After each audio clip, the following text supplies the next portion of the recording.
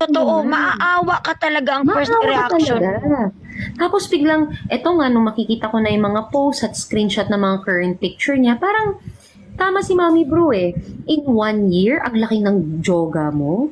In 1 year, ang Less laki than ng 1 muscle year, mo. Mama Mot, March 24 siya nangingi sa akin. Kay Charvinel, May 27. My God. September pa lang, blooming na siya. October. Mm, mm. Blooming na siya. Bumalik ka agad yung Nanghahamak na siya, bugbugin na nga daw niya ako eh. baba Mm-mm. mo. Isipin mo, May, tapos by September, October, ang ganda na ng itsura niya. Mm-mm. Totoo. Guys, it's going to take a while kasi if you will go back sa mga nakikinig right now, if you go back doon sa 2022, 2023, kung makikita niyo yung mga pinopost niya, talagang butot balat na siya. Kasi talagang awang-awa ka na. And then the next thing you know, etong mga sinesend sa akin na current pictures niya, na ang laki, di ba? Ang laki ng mga bundok niya eh. Ang bilis naman ng recovery ng katawan ng taong to. And then, si Mami Bru, may mga presenta siyang sa akin na mga sakit. So, sakto, naalala ko, meron siyang sinabing sakit. Kaya nga, nung nag-chat si Mami Bru sa akin, hinanap ko talaga, kaya nga screening shot ko, na ito yung sinabi sa akin, oh. Hindi naman ako yung lumapit. Siya naman ang lumapit. Sabi ko pa nung time na yun, gagawa ng para na mailapit siya sa angat buhay. Nung nasa live pa. Oo, Ayaw niya nga magpalapit sa angat buhay noon eh. Baka yun, ako ha, Charm. Tandaan mo, ayaw mo dati sinasabi mo sa live na wag ka, sa chat yun eh, sa comment eh. Sinasabi mo na wag kang ilapit sa angat buhay. Ito na siguro yun, iba-validate na nagsisinungaling. Iba-validate talaga yan ng ano, pupuntahan talaga yan ng angat buhay eh. I-check nila yan. So maybe, siguro that would have been an opportunity to sinay ko sa red flag na yun nga, sinungaling ka. Dahil hindi naman basta-basta magbibigay din ng tulong yung angat buhay or whoever NGO na lalapitan for help. Kasi they will have to validate your claim na totoong ito ang current situation mo. Now, babalik ako. Charm, I don't know. We're not actually friends. We don't really know each other. I don't understand kung bakit ginamit mo ako na atakihin si Mara, which makes me think na baka deep down inside, galit ka rin kay Mara, pikon ka kay Mara, pero nagamit mo lang ako dahil nga nung time na yon tahimik ako eh.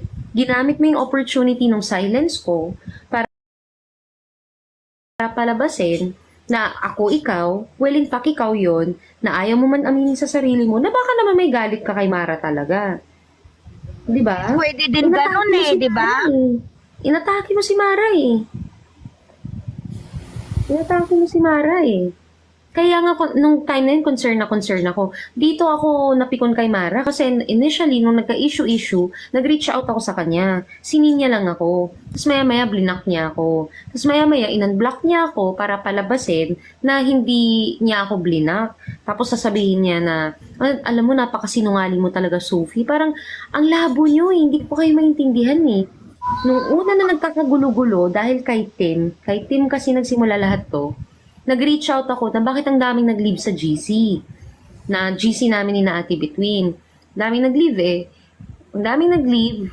And then, minessage ko si Mara because I thought Mara was my friend. Sinin lang ako ni Mara. The next thing I know, blinak ako ni Mara. And then, nung dineclare ko dito sa live na blinak ako ni Mara, in-unblock mo ko at sinabi mo na napakasinungaling ko. So, ano ba talaga? 'Di ba? Ang galing nyo eh. Ang galing nyo magmanipula ng story. Sinabi ko lang naman yung totoo. Ano bang magiging ko dito? Di ba? Ang galing-galing yung isang taon niyo akong hinarabas. Dinamay niyo anak ko. Totoo. dinamay Grabe, niyo ako. grabe. Hindi din biro ang ginawa sa'yo, Sophie. Tapos, I don't understand na galit kayo and yet pag china-challenge na kayo, patotohanin ang mga bagay-bagay, dahil nga gumawa na kayo ng kanya-kanya niyong kasinungalingan at hindi niyo na maiklaro, hindi niyo mailatag ang katotohanan. Kasi yun ang problem pag nagsisinungaling ka eh. Pag nagsisinungaling ka sa dami ng kasinungalingan mo, pag naglatagan na tayo, hindi mo na ma-explain kung ano yung totoo sa dami ng kasinungalingan na sinabi mo. Kaya nga before, sinabi ko na pag naglatag ako, dapat consistent kayo sa kwento ninyo. Ngayon, nag-iba-iba kayo ng kwento. So, at least masasabi ko sa sarili ko, hindi ako yung sinungaling. Kasi ako consistent pa rin yung kwento ko eh. Eh kayo, pa iba-iba ng kwento nyo, biglang sinungaling yan, gago yan, ano ni Sophie, bla bla bla, scammer yan.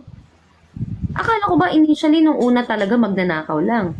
Eh biglang nag-iba na. Biglang nakipag-sex daw kay Joey Concepcion. Biglang nang-scam ng ibang kakamping. Pero akala ko ba yung main story na pinanghawakan nyo, kaya nyo ako pinagbubuli was because of the false claim ni Jojo na nagnakaw. At babalik ulit tayo doon sa point ng claim ni Jojo. Paano ako nagnakaw kung yung pera binigay sa akin? Yun ang gusto kong intindihin. Hindi binigay sa kanya eh. Sa akin binigay yung pera eh. So, paano ako naging magnanakaw? Bakit ko sisirain ang pangalan ko for 1,000 pesos? Eh di ba ang usapan, ako ang susundo kina Luke Espiritu sa teacher's camp, dadalhin ko yung team nila doon sa place kung saan magkakaroon ng activity, ako ang maghahatid pabalik sa hotel nila, hindi ba kailangan ko kahit papaano ng pera pangbayad dun sa mga expenses ng pamasahe ng taxi? Naman. So I will never understand na yung mga claims ni Jojo, ni John Orville Ducusin, na tinawag niya akong magnanakaw. Well, in fact, ang pagnanakaw kasi is when the money or whatever property is in your possession. Yeah, at kinuha ng iba without your consent. Correct. But, Mami Bro, the money was sent to my GCash account. That's why I don't understand yung claim niya na nagnakaw ako. Well, in fact, yung pera pinadala sa akin in a public platform, in a public group chat na ang daming taong nakakakita doon. Nakakarinig. At nakakarinig, nakakakita. Ang point ko, ang lakas mong sabihin sa mga tao, nagnakaw ako, and yet the transaction happened in a group chat where everybody consented na ipapadala yung pera sa akin dahil ako nga ang susundo kina Luke Espiritu and his team. O ngayon, hindi nyo mailatag ng maayos sa mga kwento ninyo eh. Diba? Hanggang screenshot na lang kayo na nasaan yung liquidation. Tama ba? Yun ang sinasabi mo sa screenshot eh. Ang pinadala lang sa akin 1,000. Ngayon, para to make your story more extreme, dinagdagan niyo yung presyo. 3,500 to 9,000 pesos. Well, in fact, ikaw, John Orville Ducusin, ang daming nakakaalam sa Baguio City na pinadalhan ka ng pera through your GCash account at maraming nakakaalam na ginagamit mo lang yung pera pang kape. Kaya nga, ang daming mga kabataan Ayun sa lang. Baguio Ew. na under the Kiko Youth Movement, hindi na sumali sa Kiko Youth Movement because of John Orville Ducusin. Ayun, nakakahiya. Yun yung sinasabi ko, na ang dami sa kanila nagsabi sa akin, Ate Sophie, ayaw na namin mag-participate kasi alam namin na nanggagamit lang yan si Jojo. Feeling niya relevant siya. Kaya the fact that a lot of young people chose not to be with you, not to interact with you, decided na umalis sa grupo because of you, I'm pretty sure naman there's a common denominator. It's not me. Well, I'm not youth anymore eh. Ikaw ang sinusumbong eh.